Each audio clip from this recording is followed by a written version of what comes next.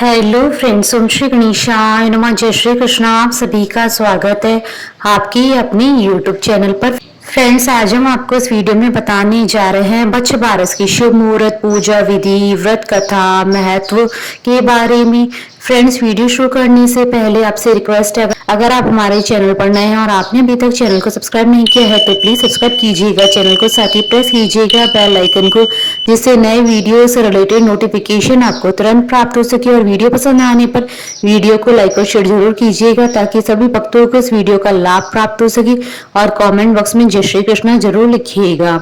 बच्छ बारस का त्योहार हर साल भाद्रपद महीने की कृष्ण पक्ष की द्वादशी तिथि को मनाया जाता है। इस दिन सुहागन स्त्रियां अपनी पुत्र की लंबी आयु के लिए व्रत रखती है। यह व्रत जन्माष्टमी की 4 दिन बाद मनाया जाता है। इस व्रत को गोवत्स द्वादशी के नाम से भी जाना जाता है। इस दिन विशेष रूप से गाय माता की पूजा की जाती है और उनसे अपने संतान की लंबी आयु की कामना की जाती है। इस दिन गौ माता और बछड़े की पूजा करने का विधान है। ऐसी मान्यता है कि इसी दिन भगवान श्री कृष्ण पहली बार वन में गाय चराने के लिए गए थे। इस दिन चाकू से काटी गई वस्तुएं, गेहूं, जौ और गाय के दूध से बनी चीजों का सेवन निषेध होता है। एक दिन पहले ही रात्रि को बच्छ बारस के लिए मूंग, मोट, चने और बाजरा भिगोकर रख दिया जाता है। उसे भिजोना कहते हैं। फ्रेंड्स, अब आइए जानते हैं साल 2025 के बच्छ बारस की शुभ मुहूर्त के बारे में। हिंदू पंचांग के अनुसार साल 2025 में बच्छ बारस अर्थात गोवत्स द्वादशी 19 और 20 अगस्त 2025 मंगलवार और बुधवार के दिन है। कुछ क्षेत्रों में बच्छ बारस का पर्व 19 अगस्त 2025 को मनाया जाएगा और कुछ क्षेत्रों में बच्छ बारस का पर्व 20 अगस्त 2025 को मनाया जाएगा। आप अपने क्षेत्र के आधार पर बच्छ बारस का व्रत 19 या 20 अगस्त को कर सकते हैं।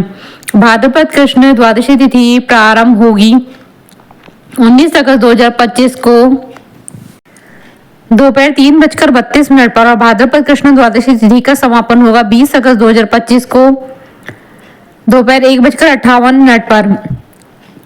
19 अगस्त 2025 को अजाई एकादशी का व्रत भी रखा जाएगा और 20 अगस्त 2025 को बुद्ध प्रदोष व्रत रखा जाएगा।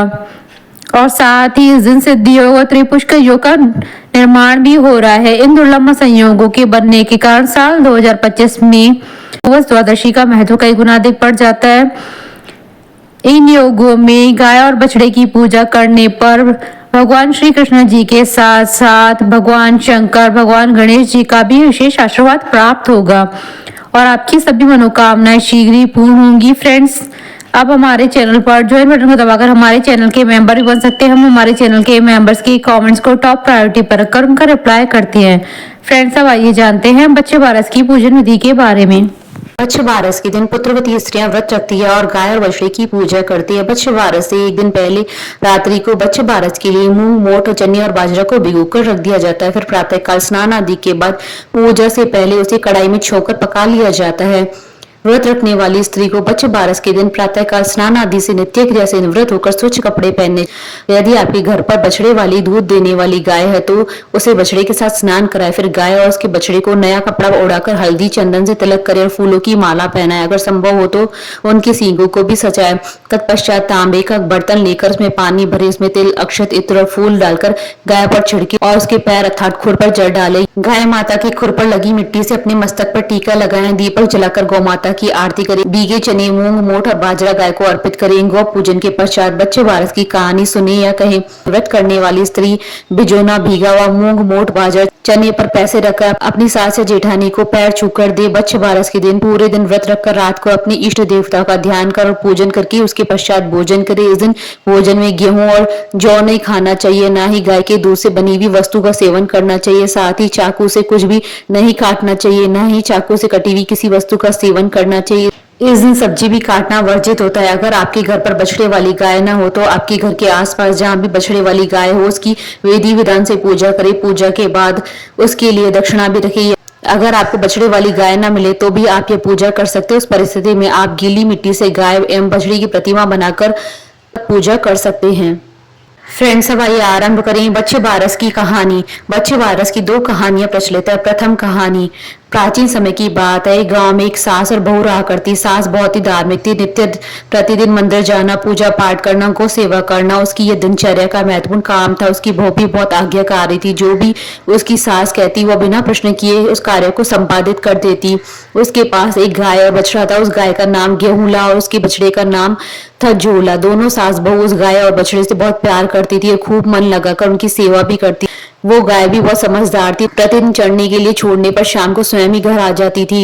एक बार सास ने घर पर जो की बालियां लाकर रखी, परंतु वो बहू को उसके विषय में बताना भूल गई। सास हर दिन की भांति प्रातःकाल उठकर अपने नित्य कर्मों से निवृत्त होकर मंदिर जाने के लिए तैयार हुई और गाय को चरने के लिए छोड़ दिया। मंदिर जाते उसने अपनी बहू को आवाज लगाकर कहा कि बहू, मैं मंदिर जा रही हूँ, जब तक मैं वापस लौट कर ना आऊं तब तक तू ये जौ लाकर काट कर उबालने के लिए रख देना। बहू को घर पर रखी जौ के विषय में कुछ नहीं पता था। उसको अपनी सास की बात सुनकर ऐसा लगा कि उसकी सास ने उसे जौला गाय के बछड़े को काटकर उबालने के लिए कहा है। यह सुनकर वह सोच में पड़ गई कि आज सासू मां ने कैसी बात कह दी। अगर मैं उनकी बात मानती हूँ तो मुझे उस निरीह बछड़े की हत्या करनी पड़ेगी, जिससे मुझे गौ हत्या का पाप लगेगा। लेकिन अगर उनकी बात नहीं मानती हूँ, उनके कहे अनुसार नहीं करती हूँ तो उनकी अवज्ञा होगी, वो भी मेरे लिए पाप के समान है। वो इसी धर्म संकट में उलझ गई थी। बैठी बैठी ये सोचे ही जा रही थी कि क्या करे क्या ना करे। अंत में उसने अपनी सास की आज्ञा का पालन करना ही अपना धर्म जाना और गाय के बछड़े जोला को काटकर बर्तन में उबालने के लिए रख दिया। परंतु उस बछड़े की हत्या करके उसके मन को बिल्कुल भी चैन नहीं मिल रहा था। वो उसका दुख मानकर बस रोए जा रही थी। जब उसकी सास वापस आई तो उसकी आंखें उस दृश्य को देखकर आश्चर्य से फटी रह गई। घर में खून ही खून फैला था। जहां तक खून के धब्बे देख उसने अपनी बहू को आवाज लगाई। उसकी बहू रोती हुई उसके सामने आ गई। तब सास ने उससे पूछा कि ये घर में खून कहाँ से आया था। तब बहू ने सास को उसकी आज्ञा याद दिलाई और कहा कि यह रक्त जोला का है। मैंने आपके कहे अनुसार उसको काटकर उबालने के लिए रख दिया है। बहू की यह बात सुनकर सास ने उससे कहा, मैंने तुम्हें घर में रखी जौ काटकर उबालने के लिए कहा था, ना कि गाय के बछड़े जोला को काटकर उबालने के लिए कहा था। यह सुनकर बहू अपनी सुध बुध खो बैठी। उसकी सास का भी दुख के मारे बुरा हाल हो गया। तब सास ने हिम्मत करके अपनी बहू को संभाला और उसे अपने साथ अपने इष्ट देव के मंदिर में लेकर गई। वहां पहुंचकर दोनों सास बहू हाथ जोड़कर उनके आगे खड़ी हो गई। उनके सामने बारंबार माथा टेककर नाक रगड़कर बहू की उस गलती के लिए क्षमा मांगने लगी। सास ने कहा, हे प्रभु, मैंने सदा ही आपका ध्यान और पूजन सच्ची श्रद्धा और भक्ति के साथ किया, हमेशा धर्म का पालन किया है। मेरी आपसे विनती है कि यदि मेरी बहू ने यह सब कुछ जानबूझकर किया होता तो उसे सजा दो। अगर उसे यह भूलवश हुआ है तो उसे क्षमा करो। उस बछड़े को पुनः जीवित कर दो। दोनों सास बहू मंदिर में भूखी प्यासी ईश्वर का ध्यान करती रही। जब शाम होने लगी तब उन्हें लगा कि अब गाय चलकर वापस आने वाली होगी और अपने बछड़े को जीवित न पाकर उसका क्या हाल होगा। ये सोचकर वो मंदिर से घर के लिए रवाना हो गई। घर पहुंचकर उन्होंने देखा कि गाय भी आ चुकी है। सास बहू आगे के बारे में सोचकर भयभीत हो रही थी। तभी जैसे ही गाय रंभाते हुए घर की तरफ बढ़ी, उसका बछड़ा घर के अंदर से दौड़ता हुआ अपनी माँ के पास आ गया। यह देखकर सास बहू दोनों विस्मित हो गए और बार बार ईश्वर का धन्यवाद करने लगी। तब उन्होंने घर आकर उस गाय और बछड़े की खूब सेवा की। तब से स्त्री अपनी संतान की रक्षा और लंबी आयु के लिए बच्च वारस का व्रत पूजन अर्चना करती हैं। दूसरी कहानी। पौराणिक कथा अनुसार बहुत समय पहले स्वर्णपुर नामक नगर पर देवदानी नाम का एक राजा राज किया करता था। उसकी दो रानियां थी, एक का नाम सीता और दूसरी का नाम गीता। देवदानी एक न्यायप्रिय और धर्मपरायण राजा था। राजा के पास बहुत बड़ी गौशाला थी, उसमें बहुत सी गायें और भैंसें थी। रानी सीता को एक भैंस की प्रिय थी और उसका बहुत ख्याल रखती थी। वहीं दूसरी रानी गीता को एक गाय और उसका बछड़ा बहुत अधिक प्रिय था। वो उस गाय को अपनी सखी मानती है और उसके बछड़े को अपनी संतान के समान स्नेह करती थी। रानी गीता उस गाय में एक दूसरे के प्रति इतना प्यार देखकर रानी सीता और उसकी भैंस उसे ईर्ष्या करती थी। रानी सीता स्वयं को रानी गीता से श्रेष्ठ मानती थी। उसकी भैंस की स्वयं को गायों से श्रेष्ठ मानती थी। परंतु गायों को पूजा जाता है यह देखकर उसको बहुत ईर्ष्या होती थी। ईर्ष्यावश एक दिन उस भैंस ने रानी सीता को रानी गीता उसकी गाय के विषय में भड़काना शुरू कर दिया। भैंस ने कहा कि इस गाय और बछड़े को बहुत सब प्यार करते हैं। राजा देवदानी भी इस गाय और बछड़े में अत्यधिक रुचि लेते हैं। इस तरह से तो एक दिन तुम और मैं अकेले ही रह जाएंगे।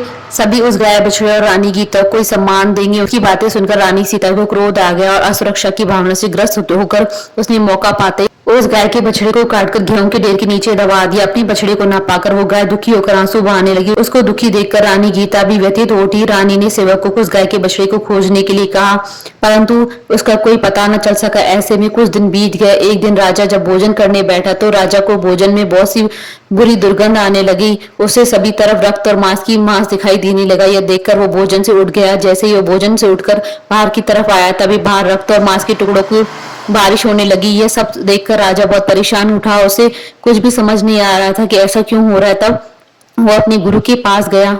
उसके गुरु बहुत ही ज्ञानी और सिद्ध पुरुष थे। उन्होंने अपने तपोबल से जान लिया था कि रानी सीता ने भैंस के भड़काने और असुरक्षा के भाव के कारण गाय के बछड़े को मारकर गेहूं की ढेर के नीचे दबा दिया। उन्होंने राजा देवदानी को कहा कि हे राजन, तुम्हारी रानी ने एक भैंस की बातों में आकर गाय के बछड़ों की निर्मम हत्या करके गेहूं के ढेर के नीचे दबा दिया है। यह सब उसी का परिणाम है। जल्दी बच्चे बारस आने वाले है। उस दिन तुम अपनी रानियों के साथ गाय बछड़ी की पूजा करना और भैंस को नगर से निकाल देना। राजा ने आकर सारी बात अपनी रानियों से कही। राजा की बात सुनकर रानी सीता को अपनी भूल का एहसास और उसने प्रायश्चित करने का निश्चय किया। राजा ने उस भैंस को नगर के बाहर छुड़वा दिया। बच्चे बारस के दिन पूरे विधि विधान से राजा और रानियों ने गाय और बछड़ी का पूजन किया। उस दिन कोई भी कटी हुई वस्तु का उपयोग नहीं किया और ना ही गाय के दूध से बनी हुई चीजों को वस्तुओं का उपयोग किया। रानी सीता ने पूजन करके अपनी गलती के लिए क्षमा याचना की। बच्चे बारस की पूजा के प्रभाव से वह गाय का बछड़ा फिर से जीवित हो गया। उस रानी का पाप भी नष्ट हो गया। बच्चे बारस के दिन गाय और बछड़ी के पूजन का विशेष महत्व है। ऐसा करने से संतानवती स्त्रियों की संतान दीर्घायु होती है। उनके प्राणों पर कोई संकट नहीं आता है। बोले भगवान श्री कृष्ण जी की जय, गाय माता की जय। हमारे साथ इस वीडियो में अंत तक बने रहने के लिए आपका धन्यवाद। ओम श्री गणेशाय नमः। जय श्री कृष्ण।